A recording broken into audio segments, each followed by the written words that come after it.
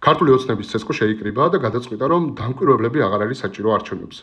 ანუ არჩევნების პროცესის გამჭვირვალობას ფაქტობრივად წერტილი დაუსვა, არანაირი გამჭვირვალობა აღარ იქნება, არანაირი დამკვირვებელი აღარ იქნება. საარჩევნო ინსტრუქციაში შეიტანეს ცვლილებები და დამკვირვებელს აღარ ექნება უფლება ვერიფიკაციის აპარატს მიადევნოს თვალყური, დააკვირდეს ამორჩევლის იდენტიფიცირების პროცესს, ხდება თუ არა პირადობაში არსებული მონაცემების შემოწმება საარჩევნო სიაში არსებულ მონაცემებთან და ეს ფუნქცია თავიდან ბოლომდე გადადის პარტიული კომისიის წევრის კონტროლ ქვეშ.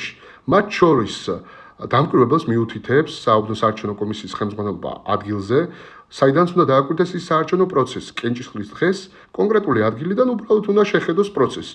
ანუ შემოწმება, გადამოწმება და შესაბამისი კონტროლის და მონიტორინგის განხორციელების უფლებამოსილება აღარ იქნება დამკვირვებელს. ან დამკვირვებელი როგორც ინსტიტუტი დასრულებულია, გამჭვირვალობა როგორც სტანდარტი ქვეყანაში გაუქმებულია და ამას აკეთებს ცენტრალური საარჩევნო კომისია, კალანდარიშვილი, ჯავახიშვილი. და რატომ აკეთებს? იმიტომ აკეთებს, რომ ოლიგარქი ემზადება არა მხოლოდ თვითმმართველობის არჩევნებისთვის, არამედ რიგგარეშე საპარლამენტო არჩევნებისთვის. მის მიზანი როგორც ჩანს არის საკონსტიტუციო უმრავლესობა, რომ კონსტიტუციიდან ამოიღოს და წაშალოს 78 მუხლი და ქვეყანაში აკრძალოს ევროპაზე ფიქრიც კი.